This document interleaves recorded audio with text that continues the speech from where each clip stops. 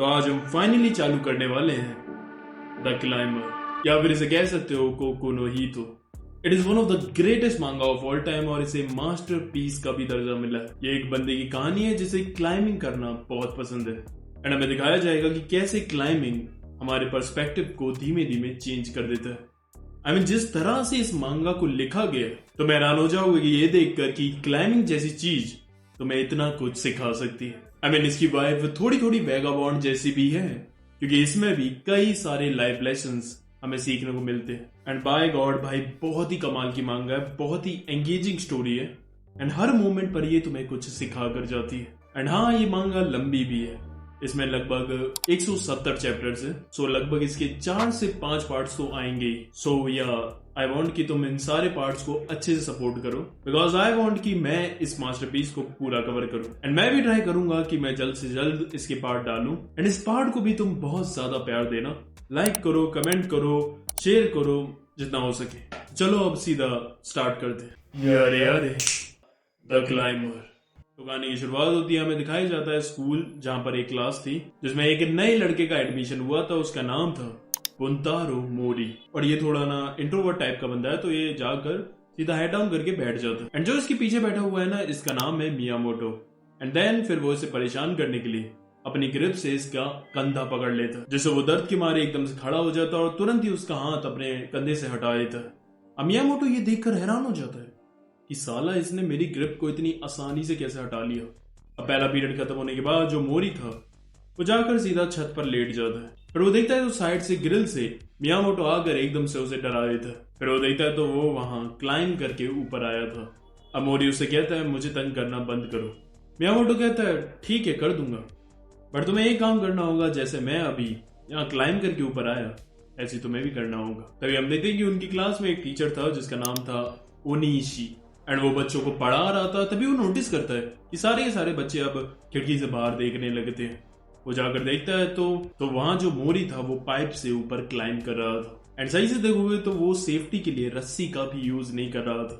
अब थोड़ी देर बाद मोरी के हाथ पंप अप हो जाते हैं और वो थक जाता है। नीचे खड़ा मियामोटो भी घबरा रहा था कि कहीं इसे कुछ हो ना जाए। फिर वो उसे एडवाइस देता है कि अगर तुम अपने हाथों की स्ट्रेंथ का ज्यादा यूज करोगे तो वो पंप ही हो जाएंगे। अपने हाथ को पाइप और वॉल के बीच में लगाकर एक हैंड जैम बनाओ। अब मोरी के पास और भी कोई चारा नहीं था क्योंकि नीचे उतरना अभी और भी ज्यादा मुश्किल था। कहीं वो देखता है तो वो ऊपर बस पहुंच ही गया था एंड तभी मोरी एक चांस लेता है और अपने टांगों को स्प्लिट करके वहां स्थिर हो जाता है, जिसकी वजह से अब उसके हाथ थोड़े रिलैक्स हो जाते हैं और नीचे ये देखकर सबके सब हैरान हो जाते हैं कि इसमें क्या फ्लेक्सिबिलिटी और स्ट्रेंथ है। लेकिन मोरी का हाथ वहां के रूफ तक नहीं पहुंच पा रहा था क्योंकि वो काफी पीछे की तरफ था। इसलिए फिर मियामोटो कहता है कि वहीं रहना, मैं ऊपर जाता हूँ, छत से रस्सी डालकर तो मैं ऊपर खींच लूंगा। लेकिन तभी मोरी चिल्लाकर बोलता है नहीं रुको। अब उसे ना इन सारे लोगों के शोर से काफी दिक्कत हो रही थी बिकॉज ही इज इंट्रोवर्ट, तो ये तो होना ही था। एंड अब वो पैर की ताकत से वहां से जंप मार देता है और कहता है I just want to be alone and बैंग भाई वो उस छत की एज को पकड़ लेता है। एंड जैसे ही वो उस पॉइंट पर जो पकड़ता है उसे अपने हाथ में एक करंट सा फील होता है, लाइक जब हम बहुत ज्यादा सेटिस्फाई हो जाते हैं वैसी वाली फीलिंग। एंड देन फिर वो हील हुक का यूज करके ऊपर चढ़ जाता है एंड नीचे खड़ा मियामोटो भी ये देखकर हैरान हो जाता है कि साला ये इस रूट से चढ़ गया जिससे मैं कभी भी ऊपर नहीं गया और वो भी बिना सेफ्टी रोप की। एंड तभी वहां उसका टीचर ओनीशी ऊपर आता है और उसमें चाटा लगाता है और कहता है अगर इतनी सी भी गलती हो जाती ना तो तुम मर सकते थे। फिर वो बोलता है लेकिन तुम्हें मजा आया ना चढ़ने में। वेल अपने पीछे देखो, वो पहाड़ देख रहे हो, वो आसमान तक जाता है। अब इन्हें फिर प्रिंसिपल ऑफिस में बुलाया जाता है जहां इन्हें सुनाया जाता है एंड देन फिर ओनीशी उन दोनों के साथ प्रिंसिपल से माफी मांगता है। फिर वहां से जाने के बाद मियामोटो मोरी को बताता है कि उसके सर ओनीशी भी one of the finest climber है जापान के। अब इसके बाद ओनीशी उन दोनों को वहीं ले जाता है जहां से मोरी चढ़ा था और फिर वो उसे कहता है तुमने जब वो छलांग मारी थी और जब तुमने वो एज को पकड़ लिया, in that moment you felt alive. इसे हिसाब पता चल रहा था कि हाँ भाई ओनीशी ने भी ऐसे कई सारे मोमेंट्स एक्सपीरियंस करे हैं। अब ओनीशी मोरी से कहता है कि क्या तुम हमारे साथ क्लाइंब करना चाहोगे। मैं और मियामोटो जाते हैं स्कूल के पीछे वाले पहाड़ पर क्लाइंब करने के लिए। It's mostly rock with some interesting route, but हाँ क्लाइंबिंग के लिए तुम्हें रोप का यूज करना होगा और तुम अकेले क्लाइंब नहीं कर सकते। मियामोटो कहता है तुम जैसा नूब अगर अकेले क्लाइंबिंग करेगा तो कुछ ही दिन में तुम्हारा काम तमाम हो जाएगा। चलो कोई नहीं, मुझे तुम अपना नंबर दे दो। मोरी कहता है मेरे पास फोन नहीं है और ना ही मुझे कोई साथी चाहिए क्लाइंबिंग के लिए, और ये कहकर वो वहां से चला जाता है। अब स्कूल खत्म होने के बाद हम देखते हैं कि मोरी वहीं पहुंच जाता है स्कूल के पीछे वाले पहाड़ पर। एंड अब जैसे ही वो उस पर हाथ रखता है उसे एकदम से एक्साइटमेंट फील होने लगती है। एंड देन फिर वो उस पर चढ़ने लगता है। एंड उधर चढ़ने में उसे बहुत ज्यादा मजा आ रहा। थोड़ा उस पर चढ़ने के बाद फिर उसका पैर फिसल जाता है और वो नीचे गिर जाता है। फिर बाद वहां मियामोटो आता है और उसे उठाता है और उसे कहता है देखा मैंने कहा था ना, क्लाइंबिंग अकेले करना कितना खतरनाक हो सकता है, इस बात को अपनी खोपड़ी में डाल लो। अब मोरी वहां लेटा हुआ उस पहाड़ को ही देखे जा रहा था और कहता है कि अगर मैं गिरूं ना तो मैं इस पहाड़ को आराम से चढ़ सकता हूँ। I mean, देख रहे हो, मतलब इसे अपनी जान की फिक्र नहीं है, इसे बस अकेले पहाड़ को चढ़ना है। कहते कि मोरी उसके बाद बार बार उस पहाड़ पर चढ़ रहा था और बार बार वो नीचे गिर रहा था, यहाँ तक कि उसकी उंगलियों से खून भी आने लगा था। लेकिन उसके अंदर की आग खत्म नहीं हो रही थी। तभी पीछे से ओनिशी आकर उसे रोकता है और कहता है ऐसे तुम कभी भी इस पहाड़ को नहीं चढ़ पाओगे और तुम्हें जानना है क्यों, तो मेरे साथ हो। और फिर वो उसे एक शॉप पर ले जाता है जहां पर क्लाइंबिंग का सामान मिलता है। अब वो वहां जाकर उसे क्लाइंबिंग शूज ट्राई करवाता है। एंड देन वहां एक इंडोर क्लाइंबिंग वॉल थी, उस पर वो उसे चढ़वाता है। उस पर चढ़ते ही उसे इतना हल्का लग रहा था, उसे लगने लगता है कि यार इस जूतों के साथ तो मैं आराम से उस पहाड़ पर चढ़ जाऊंगा। एंड देन फिर उसे वहां पर रियलाइज होता है कि तुम्हारे पास प्रॉपर नॉलेज या प्रोडक्ट होना चाहिए अगर तुम किसी भी स्पोर्ट्स को कर रहे हो। ऋषि कहता है मुझे पता है ये शूज तुम्हारे लिए एक्सपेंसिव हैं, बट मैं तुम्हें ये दिलवा दूंगा अगर तुम इस क्लाइंबिंग कंपटीशन में पार्टिसिपेट करो जो आज से 1 हफ्ते बाद होने वाली है। और हाँ, इस कंपटीशन के होने तक उस माउंटेन से दूर रहना। क्लास में हम देखते हैं जो मोरी ने टेस्ट दिया था तो उसके पीछे कुछ मार्क्स बना रखे थे। ओनिशी उन्हें देखता है तो वो समझ जाता है। वो देखता है मोरी को जो कि छत पर खड़ा हुआ था। अपने दिमाग के अंदर से वो उस सामने वाले पहाड़ पर चल रहा था और जो उसने पेपर के पीछे मार्क्स बनाए थे वो एक्चुअली में उसने रूट्स बनाए थे कि कैसे कैसे वो उस पहाड़ पर चढ़ सकता है। एंड ओनिशी को भी विश्वास नहीं हो रहा था कि साला ये एक बिगिनर है और इस लेवल पर ये अपने माइंड के अंदर क्लाइंबिंग कर रहा है। जब हम देखते हैं मियामोटो को जो कि हैंगिंग की प्रैक्टिस कर रहा था और उसने भी डिसाइड कर लिया था कि वो भी इस कंपटीशन में पार्टिसिपेट करेगा। हमें दिखाया जाता है कि वहां कंपटीशन का दिन आ चुका था और वहां पर कई सारे पार्टिसिपेंट्स भी आए थे। फिर हम देखते हैं जो ओनिशी था वो मोरी को बता रहा था कि काराबिनर्स को कैसे यूज करते हैं जिससे तुम सेफ रहो और नीचे ग्राउंड पर हिट ना करो। फिर ओनिशी मोरी को यह भी बताता है कि जिस वॉल पर तुम्हें इस कंपटीशन पर चढ़ना है सारे पार्टिसिपेंट्स को 6 मिनट के लिए दिखाई जाएगी ताकि वो सब के सब एनालाइज करके अपना एक रूट बना सके कि वो कैसे उस पर चढ़ेंगे। दूसरी तरफ हम देखते हैं कि मियामोटो पूरा सीरियस होकर ट्रेनिंग कर रहा था। फिर वहां एक बंदा आता है और उन्हें बताता है कि ऑब्जर्वेशन टाइम स्टार्ट होने वाला है, सारे पार्टिसिपेंट्स इकट्ठा हो जाओ। वहां से जाते हुए मियामोटो मोरी से कहता है कि मैं तुमसे नहीं हारने वाला। अब जैसे ही सारे पार्टिसिपेंट्स उस वॉल को देखते हैं तो वो काफी हैरान हो जाते हैं क्योंकि वो काफी बड़ी थी और उसके एंगल्स भी काफी डिक्लाइंड वाले थे। तो वो समझ गए थे कि ये कंपटीशन कोई आसान नहीं होने वाला। अब जैसे ही वो ऑब्जर्वेशन पीरियड शुरू करते हैं सबके सब पार्टिसिपेंट्स भागकर वॉल को देखने के लिए चले जाते हैं। थोड़ी देर बाद हम देखते हैं तो जो मियामोटो था वो तो उस वॉल पर अपने दिमाग के अंदर से चढ़ने भी लगा था और उसे उस वक्त पसीना भी आ रहा था और वो 1.5 मिनट पहले ही पूरी वॉल को एनालाइज करके वहां से चला जाता। दूसरी तरफ जो मोरी था उसने अभी तक वॉल को सही से देखा नहीं था और सिर्फ 1 मिनट ही बचा था। अब वो वॉल को देखता है और उसे कुछ महसूस होता है, तभी फिर वो अपनी आंखें बंद करता है एंड उसे एक रूट सामने साफ साफ दिख जाता है कि कहां से उसे ऊपर चढ़ना है। अब टाइम ओवर होता है और वो सब उन्हें वहां से वापस भेज देते हैं और अब टाइम था मेन इवेंट का। अब एक एक करके पार्टिसिपेंट जा रहे थे वॉल को चढ़ने के लिए और पहला बंदा जो था वो तो बहुत ही जल्दी गिर जाता है। उसके बाद फिर दूसरा बंदा जैसे वो चढ़ना स्टार्ट करता है पीछे जो शॉपकीपर का ओनर था वो कहता है ये गिरने वाला है। फिर हमें पता चलता है कि जो ये शॉपकीपर का ओनर है इसी ने ये क्लाइंबिंग वॉल बनाई है इस कंपटीशन के लिए। अब वहां उनकी एक क्लासमेट लड़की भी थी यूकी। वो उनसे पूछती है आपको कैसे पता कि ये गिरने वाला है। वो बूढ़ा कहता है ये गलत रास्ते से जा रहा है। अब उसके ऐसा कहते ही हम देखते हैं कि वो बंदा एक पॉइंट तक रीच करने की कोशिश कर रहा था और वो फिसल कर नीचे गिर जाता है। फिर वो बूढ़ा कहता है कि क्लाइंबिंग सिर्फ चढ़ना नहीं होता है बल्कि उस रूट के सही रास्तों को फाइंड आउट करना है। जो थ्रिल और चैलेंजिंग चीजें क्लाइंबिंग में होती है ना, सही रूट को ढूंढने का। मैं चाहता हूं कि जापान से एक ऐसा क्लाइंबर निकले जो इन सारे ट्रैक्स को भी चुटकी बजाते ही सॉल्व कर दे। अगली बारी आती है मोरी की और उसने अपनी रोप तक भी सही से बांध नहीं रखी थी और इससे किसी को एक्सपेक्टेशन नहीं थी क्योंकि वो इस सब चीजों में बिगिनर था। लेकिन जैसे ही वो चढ़ना स्टार्ट करता है तो वो बूढ़ा हैरान हो जाता है और कहता है may be he is the one. And वो सटासट ऊपर चढ़े जा रहा था कि पता नहीं जैसे उसने ये दीवार कितनी बार चढ़ रखी है। The way he is using his body, सारी की सारी ऑडियंस ये देखकर हैरान हो रही थी और मोरी को तो अपने माइंड में ऐसा फील होने लगा था कि जैसे वो स्कूल के ऊपर वाला पहाड़ ही चल रहा है। अब वो ऊपर तक पहुंचने वाला ही था तभी उसे काफी हैवी फील होने लगता। और वो ऐसा इसलिए हुआ क्योंकि जल्दी जल्दी वो चढ़ रहा था अपनी आर्म की स्ट्रेंथ से, तो वो जल्दी पंप अप हो गए और उनकी ऑक्सीजन खत्म हो गई। मोरी कहता है मैं बहुत पास हूं ऊपर पहुंचने के। तभी हमें उसके एक पास्ट के ग्लिम्स दिखाया जाता है जहाँ किसी की जान चली गई थी और उसे कोई मर रहा था। एंड देन उसके बाद वो हाथ छोड़ देता और नीचे गिरने लगता, लेकिन तभी एकदम से उसके हाथ में उसे कुछ फील होता है एंड वो दोबारा से अपनी पकड़ बना लेता। पीछे जो बंदा खड़ा था वो कहता है इस साले ने अपने आर्म्स को छोड़ दिया थोड़े मोमेंट के लिए ताकि जो इसका ब्लड फ्लो था वो वापस दोबारा से सही हो जाए। एंड देन जब वो रीगेन हो गए तो उसने दोबारा अपने हाथों से उन्हें पकड़ लिया। What a mind blowing move. तभी वो बूढ़ा उन्हीं से कहता है क्या तुमने उसे ये ट्रिक सिखाई है? वो कहता है नहीं। बूढ़ा कहता है तो शायद वो स्कूल के पीछे वाले पहाड़ ने ही इसे ये सब कुछ सिखाया है।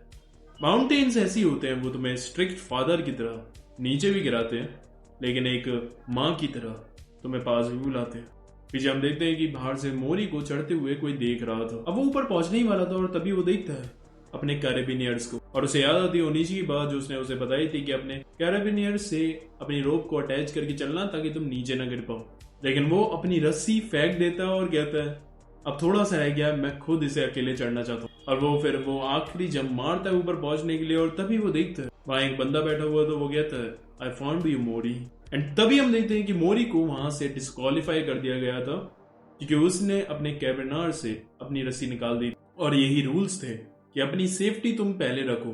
लेकिन उसने अपनी सेफ्टी को भाड़ में डाला और सीधे जंप करके वहां पहुंचने की कोशिश। हम देखते हैं कि वहां बाहर से एक बंदा उसे उल्टा लटक कर देख रहा था और कहता है ये भी मेरी तरह सोलो करता है, आई लाइक दैट। एंड फिर वो उछल कर ऊपर छत पर चला जाता है और अगर तुम इसकी शक्ल देखोगे तो ये बंदा बिल्कुल उसकी तरह लग रहा था जिसे अभी मोरी ने सोचा था अपने दिमाग में। अब वो बंदा आकर मोरी से मिलता है और वो उसे देखकर कहता है मिजुकी।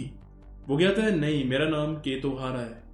वो कहता है मैंने देखा तुम ऊपर माउंटेन तक पहुंच ही गए थे। अब वहां कुछ गार्ड्स केतो को ढूंढ रहे थे इसलिए फिर वो मोरी को अपने साथ ऊपर छत पर ले जाता है। वो कहता है कि तुम नए हो अभी क्लाइंबिंग में, तुम्हारे हाथ देखकर ही पता चल रहा है और तुम्हें अकेले क्लाइंबिंग करने में मजा आता है। क्यों?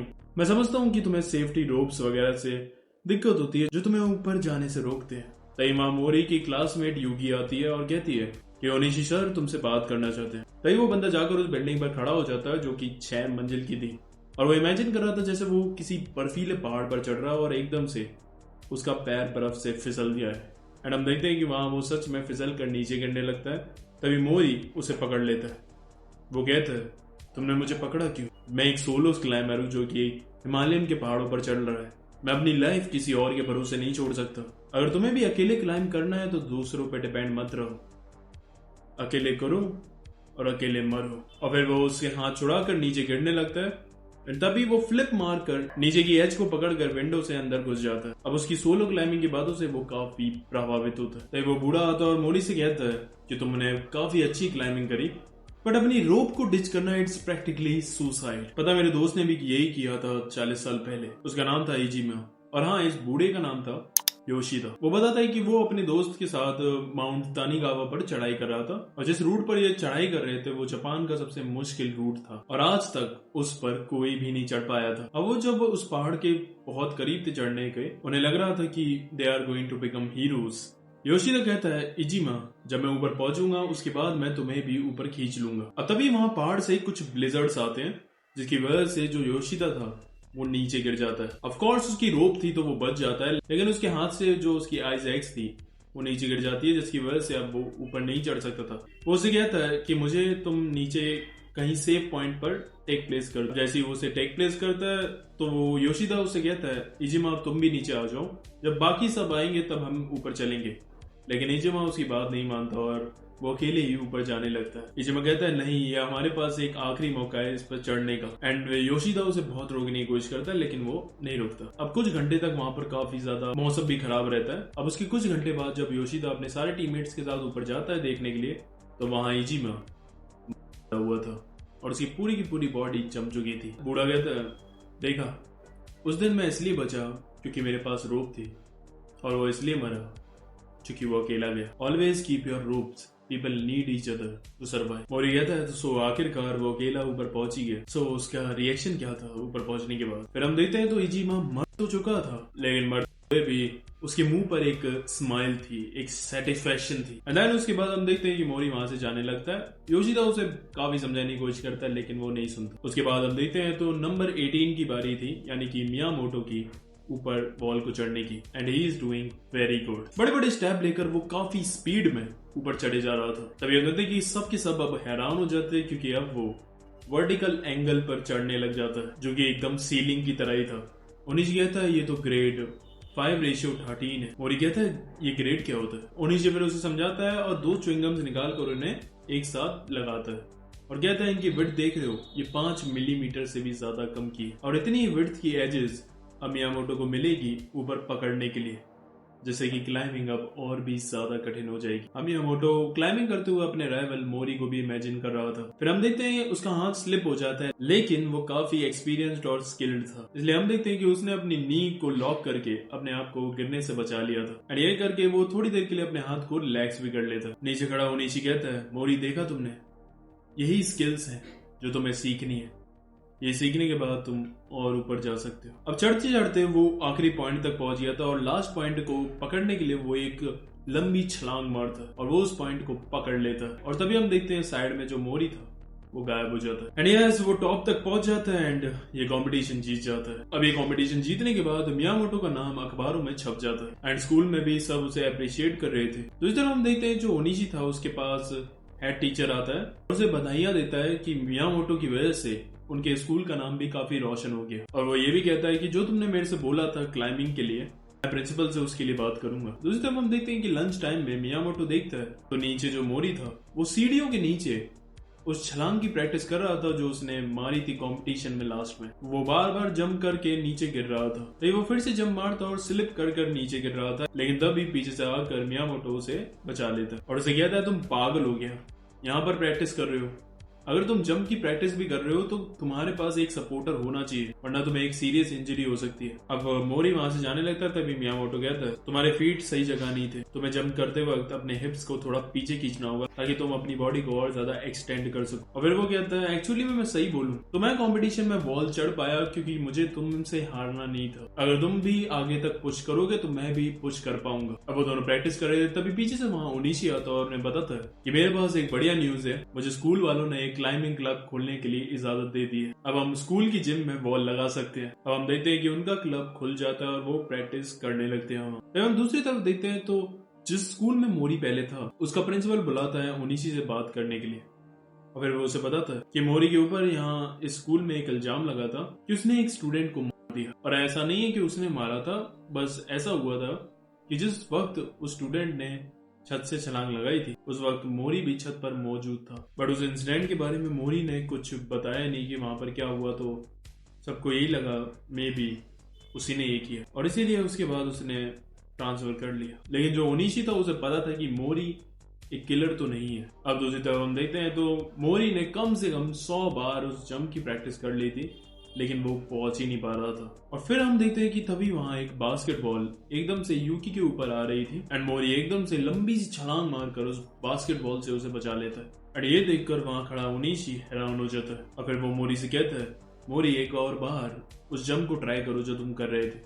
और इस बार जब मोरी उस जंप को ट्राई करता है वो आसानी से वहां तक पहुंच जाता है। अब ओनिशी उसे बताता है कि उसने ये कैसे किया, तुम ना पहले उस पॉइंट तक पहुंचने के लिए इतने ज्यादा फोकस थे, इतने ज्यादा इंटेंस हो रखे थे कि तुम अपनी बॉडी को फुल्ली एक्सटेंड ही नहीं कर पा रहे थे, लेकिन जब तुमने उस बास्केटबॉल को रोका एक इतनी बड़ी छलांग मारकर तो तुम काफी रिलैक्स्ड थे और तुम वहां तक पहुंच गए जहां तुमने एक्सपेक्ट भी नहीं किया था। You were subconsciously limiting yourself. अब इस छलांग मारने के बाद तुम एक नए बंदे बन चुके हो Climb higher and find a new you. The past doesn't matter. What matters is how we live going forward. And then उसके बाद मोरी उसे कुछ नए मूव्स भी सिखाता है। हमें दिखाया जाता है कि घर पर भी मोरी हैंगिंग की प्रैक्टिस कर रहा होता है और वो समझ गया था कि यही उसका सपना है और उसे यही करना है। इसलिए वो पहली बार जाकर अपने क्लासमेट से पूछता है कि क्लाइंबिंग के लिए क्या क्या चीजें लगती है। फिर वो उसे बताते हैं कि काफी सारे इक्विपमेंट्स लगते हैं और वो काफी एक्सपेंसिव भी होते हैं। तब मोरी को रियलाइज होता है कि हाँ काफी एक्सपेंसिव तो है और इसीलिए फिर उसे एक पार्ट टाइम जॉब करनी होगी। तभी रास्ते में वो जा रहा था, तभी वहाँ उसे मिलता है मियामोटो, जो कि वहाँ पार्ट टाइम जॉब कर रहा था। वो बताता है कि वो बिल्डिंग्स की विंडोज वगैरह साफ करता है। इससे उसकी रोप क्लाइंबिंग की भी प्रैक्टिस हो जाती है और पैसे भी काफी सही मिल जाते हैं इस काम के। मोरी कहता है कि सच में क्लाइंबिंग इतनी ज्यादा एक्सपेंसिव है? मियामोटो कहता है कि एक्चुअली में ना मुझे फ्रांस जाना है। फ्रांस में एक लाइमस्टोन माउंटेन है। It is the largest rock climbing spot in the world. मैंने सोचा है कि हाई स्कूल खत्म होने के बाद मैं वहाँ कैंपिंग के लिए जाऊंगा एंड वहीं कुछ महीने बिताऊंगा उस माउंटेन के सारे रूट्स को चढ़कर और एनालाइज करने के लिए। And in the end realisation is the world's most difficult route, जिसका ग्रेड है 5:15A। उसे आज तक कोई नहीं चढ़ पाया है। And that's my dream. अगर तुम्हारा भी कोई सपना है तो तुम्हें उसके लिए अभी से अर्न करना चालू करना पड़ेगा। अब देखते हैं कि मोरी भी एक पार्ट टाइम जॉब करने लग जाता है फिर, और वो काम था शिफ्टिंग का, जहां पर वो भारी भारी सामान उठाकर सीढ़ियों से ले जाता था। अब इस काम को उसने इसलिए भी लिया था कि उसकी फिजिकल स्ट्रेंथ इंप्रूव हो।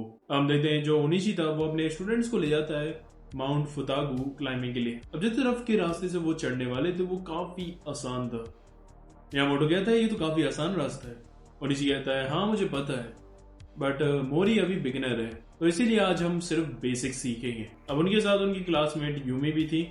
ओनिशी कहता है मियामोटो तुम इसे ले जाओ और रोप क्लाइंबिंग करना सिखाना। और मोरी और फुजिमोटो करने वाले थे लीड क्लाइंबिंग। अब ओनिशी के इंस्ट्रक्शन के दौरान मोरी ऊपर चढ़ रहा था। दूसरी तरफ हम देखते हैं कि यूमी और मियामोटो भी चल रहे थे एंड तभी वो थोड़ी देर बाद बातचीत करने लग जाते हैं।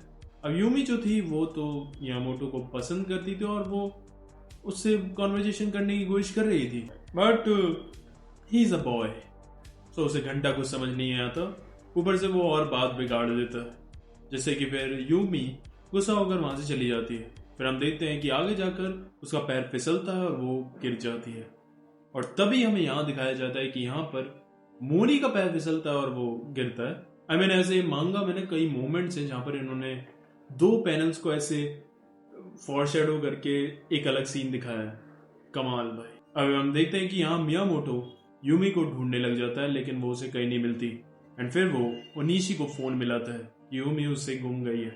अब यहाँ से यूमी को ढूंढने के लिए ओनिशी चला जाता है। अब उसके जाने के बाद तभी मोरी को कुछ आवाज आती है पीछे से। वो पहाड़ के पीछे से जाता है तो वहां एक हेलमेट डला हुआ था और वो ऊपर देखता है तो वहां यूमी लटकी हुई थी और वो कभी भी गिर सकती थी। इसलिए मोरी ज्यादा टाइम बर्बाद नहीं करता और बिना रस्सी वगैरह के बस उसे बचाने के लिए सीधे उस पर चढ़ने लगता है। हम देखते हैं कि वहां से थोड़ी सी दूर वहां दो बंदे भी थे जो वहां ऊपर पहाड़ पर बैठे हुए थे एंड देन फिर वो अपने बाइनोक्यूलर से मोरी को देख लेते हैं चढ़ते हुए और वो हैरान हो जाते हैं कि ये साला तो बिना सेफ्टी रोप की चढ़ रहा है और फिर वो उसकी वीडियो भी बनाने लगते हैं। अब जो दूसरा बंदा था वो कहता है ये जल्दी ही गिरने वाला है क्योंकि इसने अपने आर्म की स्ट्रेंथ काफी ज्यादा यूज कर ली। और यही होता है, मोरी के हाथ काफी पंप अप हो जाते हैं और वो गिरने ही वाला होता है तभी वो हाथ एक क्रैक में घुसेड़ कर हैंड जैम कर लेता है और बाल बाल बजता है। मोरी कहता है I feel like the rock and I became one. अब मैं नहीं गिरने वाला। अब देखते हैं कि यहाँ यूमी की आंखें खुलती हैं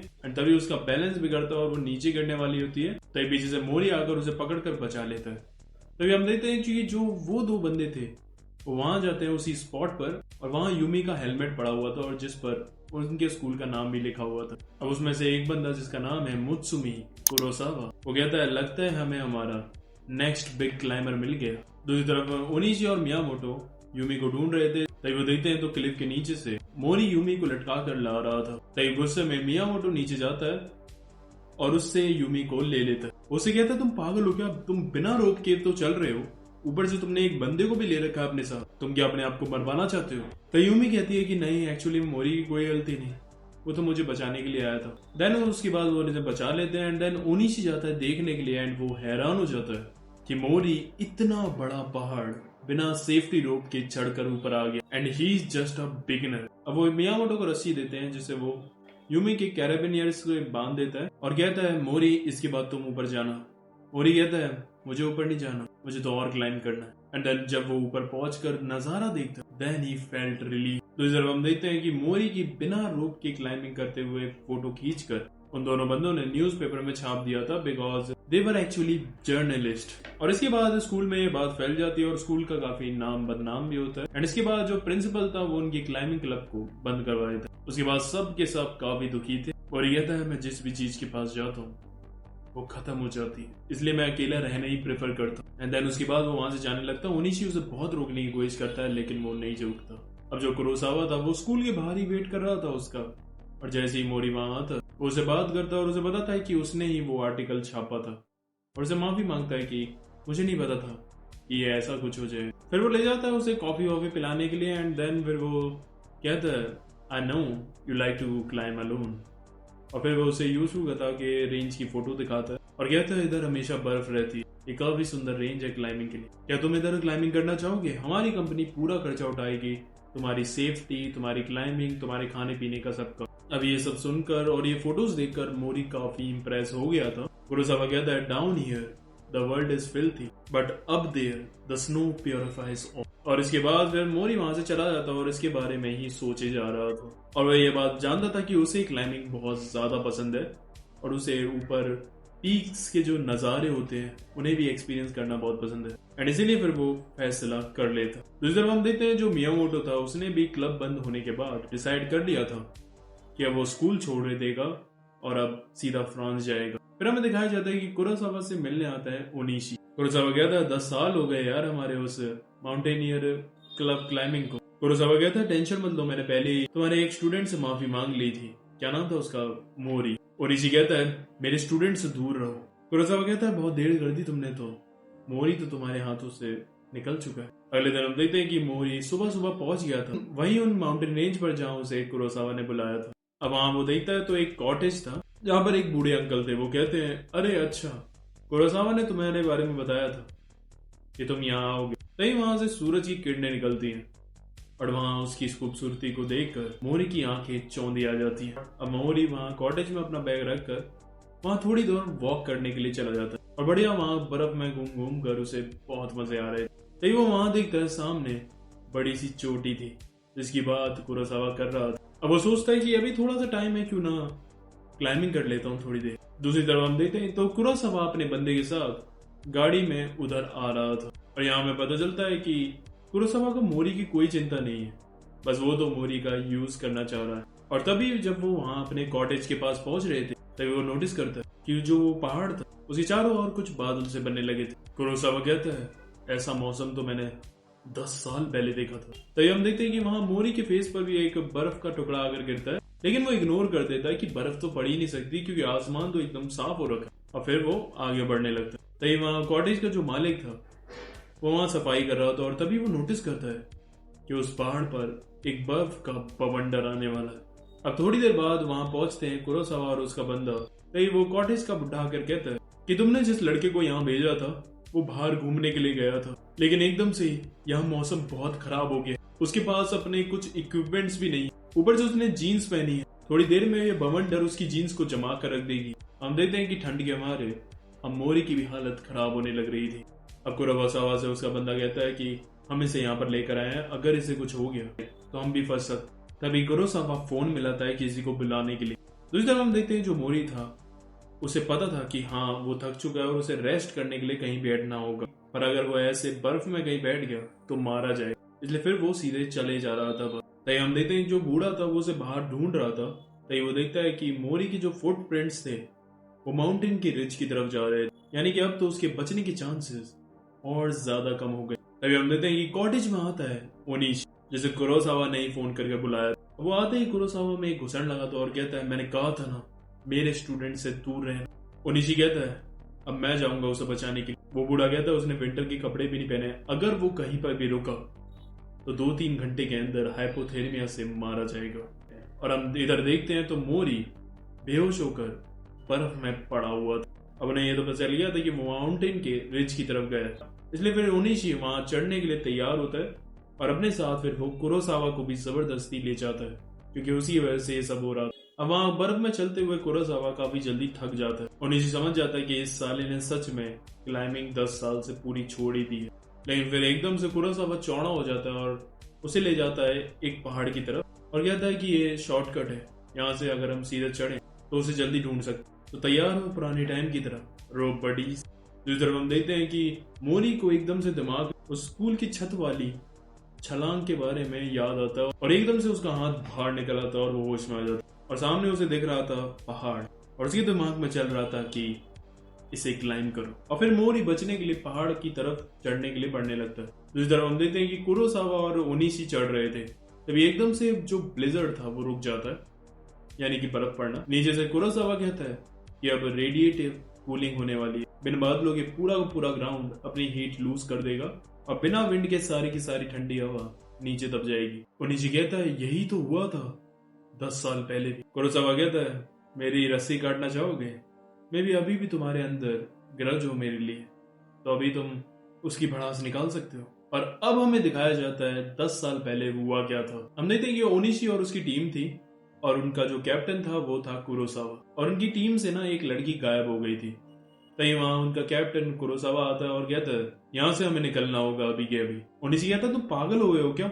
हम युगी को छोड़कर ऐसे नहीं जा सकते। कुरोसावा कहता है माउंटेन किसी पर कोई मर्सी नहीं दिखाता, अगर तुम्हें किसी को बचाना है तो पहले अपने आप को बचाओ। अब वो सब वहां से जा रहे थे, लेकिन तभी हम देखते हैं ओनिशी जो था वो पीछे से चुपचाप से वहां से निकल जाता है। अब प्रेजेंट टाइम में हम आते हैं और हम देखते हैं ओनिशी कहता है अगर मैंने ये रस्सी काट दी तुम में और मेरे में क्या फर्क रह जाएगा। अब दूसरी तरफ हम देखते हैं जो मोरी था वो रिज के ऊपर पहुंच गया था और वहां उसे सामने शहर दिख रहा था जो कि काफी खूबसूरत लग रहा था और अब उस पे मौका था कि अगर वो नीचे जाएगा शहर की तरफ तो बच सकता है, कोई टेंशन नहीं। लेकिन इसकी मस्ती तो देखो, वो उस पहाड़ को पूरा चढ़ने के लिए ऊपर की तरफ निकल जाता है। अब जैसे ही कुरोसावा और ओनिशी उस पहाड़ को पार करके ऊपर रिज पर पहुंचते हैं तो वो सामने देखते हैं तो वहां एवलांची हो रखा था। अगर गलत प्रोनाउंस कराओ तो माफ करना भाई, मुझे सच में मेरे से प्रोनाउंस नहीं हो पा रहा है वर्ड, पर हाँ इसका मतलब होता है कि जब बर्फ टूट कर नीचे गिर जाती है ना, वही होता है। अब ओनिशी उसे ढूंढने के लिए उस बर्फ के टुकड़ों में निकल पड़ता है। कुरोसावा कहता तुम पागल हो गए हो क्या? हमें नहीं पता कि वो उस एवलांची का शिकार हुआ भी है कि नहीं, और अगर हुआ भी है तो वो आधे घंटे के अंदर मर जाएगा, अब कोई फायदा नहीं उसे ढूंढकर। ओनिशी कहता तुम्हारे साथ मैटर क्या है? तुम इतनी जल्दी अपने साथियों पर गिव अप क्यों कर देते हो जैसा तुमने 10 साल पहले किया था। अब फिर से हमें पीछे जाते हैं पास्ट में। अब हम देखते हैं कि ओनिशी अकेले उस लड़की रिको को बचाने के लिए जा रहा था। तभी वहां बीच में आ जाता है कुरोसावा और उसे कहता है क्या कर रहे हो तुम, वापस चलो। लेकिन ओनिशी बिल्कुल नहीं मान रहा था। कुरोसावा कहता है ठीक है, 1 घंटा है हमारे पास, मेरे पीछे आओ। अब वो उसके पीछे पीछे जाता है तो वो वहां जाकर देखता है तो वो एक पहाड़ के पीछे रिको बैठी हुई थी एक चादर ओढ़कर। अब ओनिशी उसे उठाने के लिए जाता है तभी वो देखता है कि उसके पैर पूरी तरह कुचले गए थे। कुरोसावा कहता है ऊपर पहाड़ से एक गिर गई थी, इसकी स्पाइन भी टूट चुकी है, इसका काफी खून भी बह चुका है, चाहे इसकी सांस अभी चल रही है बट कुछ ही देर की बात है, ये मरने वाली है। ओनिशी कहता है तुम्हें मुझे पहले बताना चाहिए था, ये हम इसे अभी भी ले जा सकते हैं, बाकियों को बुलाते हैं और इसे हॉस्पिटल ले जाते हैं। कुरोसावा कहता है तुम पागल हो गया, एक बंदी जो मरने वाली है उसके चक्कर में तुम और बंदों की जान खतरे में डालोगे। फिर ओनिशी उसे खुद ही उठाने लगता है और तभी वो नोटिस करता है कि उसकी जो रोप थी वो कटी हुई थी। अब वो उसे पूछता है कुरोसावा क्या तुमने अपने आप को बचाने के लिए इसकी रोप को काटा? कुरोसावा कहता है ये लड़की वैसे भी एक बोझ थी मेरे पे। अब फिर वो गुस्से में उसे घुसड़ मारता है। अब हम प्रेजेंट टाइम में आते हैं और हम देखते हैं कि ओनिशी जो था उस बर्फ के टुकड़ों में मोरी को ढूंढ रहा था। तभी कुरोसावा कुछ नोटिस करता है और वो देखते हैं कि मोरी के जो फुटप्रिंट्स थे वो आगे की तरफ जा रहे थे, यानी कि वो इस बर्फ के टुकड़ों का शिकार नहीं बना। वो आगे टाउन की तरफ को पहुंचते हैं तो वो देखते हैं कि मोरी टाउन की तरफ जा सकता था, लेकिन उसके बाद भी वो ऊपर पहाड़ की तरफ ही चला गया। एंड फिर वो दोनों भी उसे ढूंढने के लिए फिर ऊपर की तरफ ही जाने लगते हैं। अब हमें फिर से 10 साल पहले के पास दिखाया जाता है कि उस लड़की रिको के मरने के बाद सब के सब में ये खबर फैल गई थी कि कुरोसावा ने अपनी जान बचाने के लिए उसकी रस्सी काट दी, यानी कि कुरोसावा की वजह से ही उसकी जान गई। वो काफी ज्यादा बदनाम हो गया था हर जगह। बट हाँ, उसे जेल नहीं हुई because as a rule of rope climbing अगर तुम अपनी जान बचाने के लिए किसी दूसरे की रस्सी काट देते हो सो इट्स वैलिड। अब कुरोसावा आता है रिको के फ्यूनरल में तो वहां उसकी फैमिली वाले उस पर किलर किलर चिल्ला रहे थे और वो वहां पर चुपचाप अपना सर झुकाकर वहां से चला जाता। तभी फिर उसके बाद ओनिशी उसे पूछता है तुमने बताया नहीं कि वहां हुआ क्या था। अब वो बताता है कि वो दोनों एक साथ रस्सी से जुड़े हुए थे और आगे चल रहे थे। तभी एकदम से वहां की स्नो गिर जाती है, जिसकी वजह से रिको जो थी वो नीचे खिंचती हुई चली जाती है और उसके साथ कुरोसावा भी नीचे खिंच जाता। अब कुरोसावा ने अपनी आइज एक्स से जैसे तैसे उन दोनों को लटका रखा था।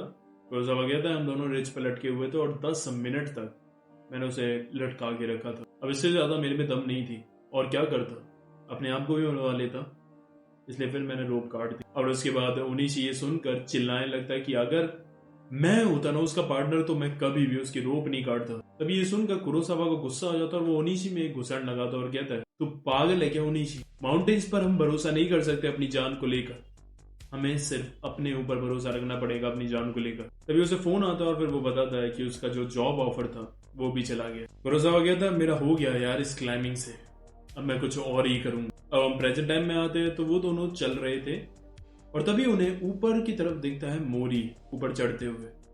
तभी ओनिशी कहता है ये आखिर क्यों चढ़े जा रहा है ऐसे, बिना विंटर क्लोथ्स के, कोई भी इक्विपमेंट नहीं है, आखिर इसे अपनी जान की फिक्र नहीं। कुरोसावा कहता है शायद तुम्हें नहीं समझ में आएगा, कुछ लोगों को ह्यूमन सोसाइटी का पार्ट होना अच्छा नहीं लगता, उनके लिए इधर नीचे की दुनिया काफी सफोकेटिंग होती, इन्हें बस शांति चाहिए होती है कि कहीं दूर ये दो पल जी सके। मुझे लगता है हम उस बच्चे तक कभी नहीं पहुंच पाएंगे। अब मोरी का पीछा करते हुए वो भी उन पथरीले पहाड़ों पर चले जा रहे थे और तभी थोड़ी सी चट्टान वहां से टूटती है जिससे कि ओनिशी फिसल कर नीचे गिर जाता है।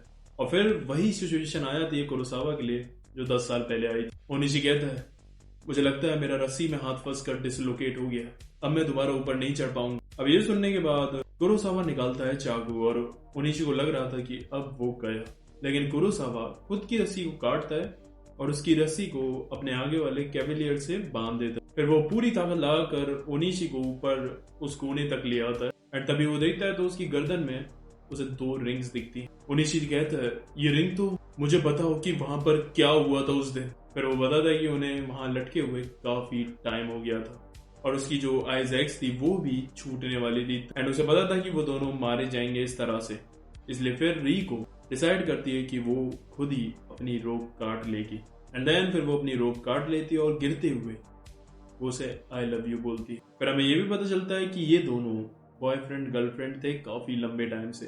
कुरोसावा बताता है कि मैं वहां उसे रिंग देकर प्रपोज करने वाला था, लेकिन फिर जब मैं नीचे गया उसकी बॉडी को देखा तो मुझे उसका लेफ्ट आर्म ही नहीं मिला और उसके बाद दोनों की दोनों रिंग्स मेरे पास ही रह गए। ओनिशी कहता है तुमने मुझे पहले क्यों नहीं बताया ये सब कुछ। कुरोसावा कहता है रिको ने मुझे बचाने के लिए रोप काटी, it is like that I cut it myself, इसलिए मुझे लगा I deserve to be punished, that's why I never tell anyone about this. उसके बाद वो ओनिशी को खड़ा करता है और कहता है चलो अभी हमें तुम्हारे स्टूडेंट को भी तो रोकना है और फिर तुम्हें उसे अच्छे से सुनाना भी तो है। अब हम देखते हैं कि ठंड में नंगे हाथों से चढ़ने की वजह से जो मोरी के हाथ थे वो फ्रीज हो गए थे और बुरी तरह उसकी उंगलियां जो थी वो सूज गई थी और अब वो उसे फील होना भी बंद हो गई थी।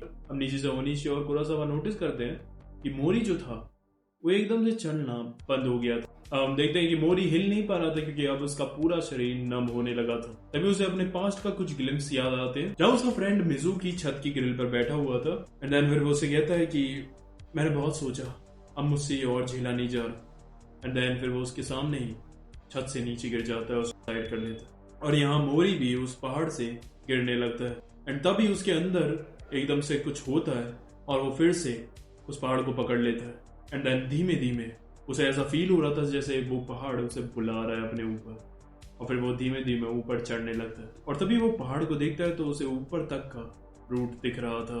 और अभी पीछे से देखकर ओनिशी बिल्कुल हैरान हो जाता है कि अभी इतनी बार गिरने और जान से बचने के बाद भी मोरी रुक नहीं रहा है।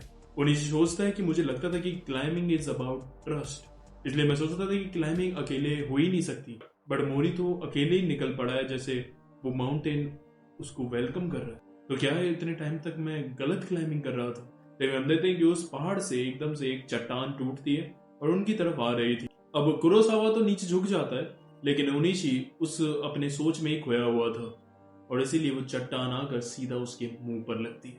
इधर हम देखते हैं जो मोरी था वो माउंटेन के पीक तक पहुंच गया था और फिर हम देखते हैं कि वहां रेस्क्यू करने के लिए उसे हेलीकॉप्टर्स वगैरह भी आ जाते हैं। नीचे हम देखते हैं तो वहां कुरोसावा खड़ा हुआ था, वो कहता है कि मैं और ओनिशी तुम्हें ढूंढने के लिए आए थे बट जो ओनिशी है he is not coming back. Alive.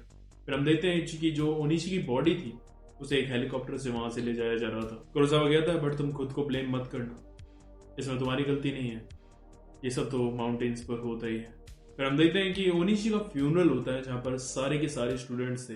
And मैं सच बता रहा हूँ भाई, मैं हैरान हो गया था कि इन्होंने इतना मेजर कैरेक्टर इतनी जल्दी मार दी। अब उधर काफी सारे लोग जो भी थे वो मोरी को ही इसका जिम्मेदार ठहरा रहे थे कि इसे ढूंढने के लिए ओनिशी गया था और इसकी वजह से वो मारा गया। फिर फ्यूनरल के बाद मियामोटो मोरी से मिलता है और वो उसे कहता है कि उसने स्कूल छोड़ दिया है और अब वो फ्रांस के लिए जा रहा है।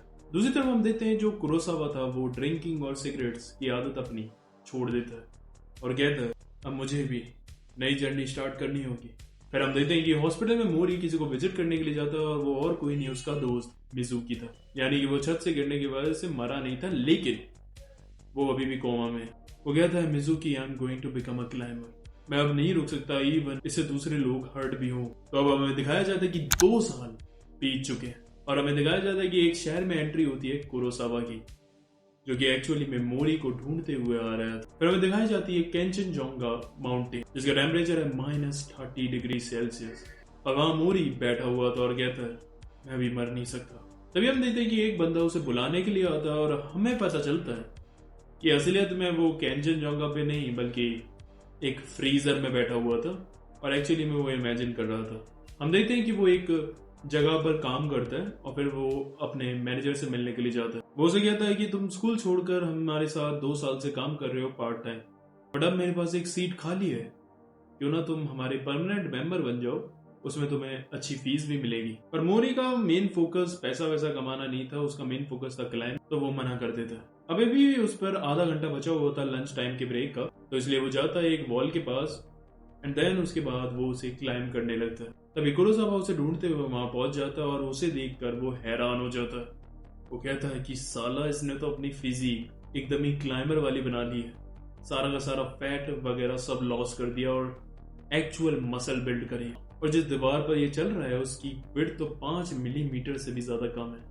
It's world class. मुझे विश्वास नहीं हो रहा कि 2 साल के अंदर इसने इतना ज्यादा इंप्रूव कर लिया अपनी क्लाइंबिंग में। अब अगले दिन हम देखते हैं जो मोरी था वो अपनी वर्क वाली जगह पर ना किसी से बात वगैरह नहीं करता था, वो अपने में लगा रहता था और वहां के नल से काफी सारी बोतल भर लेता है पानी की और अपने बैग में रख कर चलने लगता है। और पीछे पीछे एक गाड़ी से कुरोसावा भी उसका पीछा कर रहा था, ये देखने के लिए कि ये साला कर क्या रहा है। अब जो उसने बैग भरा था उसके अंदर कम से कम 30 बोतल्स थी और वो सभी सब 1.5 लीटर की थी, यानी कि कुछ 30 किलो का वजन उसने उठा रखा था। एंड देन उसके बाद वो कम से कम उस वजन को लेकर 5-6 किलोमीटर चलता है और उसके बाद वो चढ़ता है काफी सारी सीढ़ियां, वो भी अपने पंजों से। और एक्चुअली में वो स्नो में क्लाइंबिंग करने की प्रैक्टिस कर रहा था इससे। नीचे जब कुरोसावा उसे देखता है तो उसे लग रहा था कि जैसे मोरी एक बड़ा सा पत्थर उठाकर चल रहा है, इतनी इंटेंस ट्रेनिंग थी उसकी। और जैसे ही वो अपने घर पहुंचता है तो वो एकदम खत्म हो चुका था और सीधा लेट जाता है।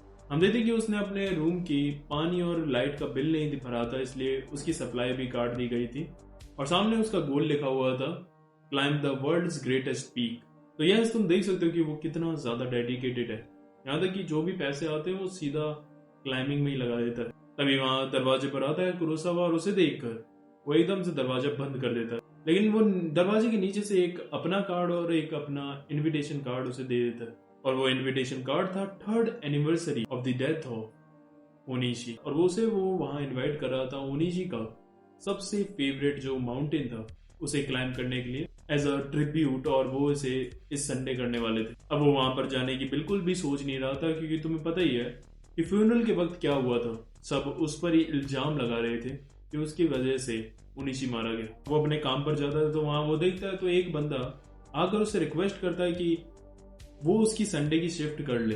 वो कहता है कि मेरी दादी को मेरी काफी जरूरत है, वो काफी बीमार है, मुझे जाना पड़ेगा, और इसके लिए उसकी इमोशनल कहानी सुनकर मोरी हाँ कर देता है। लेकिन फिर हम बाद में देखते हैं तो एक्चुअली में वो ये सब कुछ झूठ बोल रहा था ताकि वो अपने दोस्तों के साथ मजे कर सके। अब हम देखते हैं उसके बाद उसकी वर्क वाली जगह पर एक लड़की भी काम करती थी और वो उससे आकर मिलती है और कहती है तुम काफी सीधे हो, पता है वो बंदा जो था तुम्हें काम देकर चला गया, एक्चुअली में वो झूठ बोल रहा था, वो तो बढ़िया मजे करने जा रहा है अपने दोस्तों के साथ। फिर उसे कहती है तुम संडेज को करते हो ना क्लाइंबिंग, क्या तुम मेरे को भी अपने साथ ले जाओगे क्लाइंबिंग के लिए।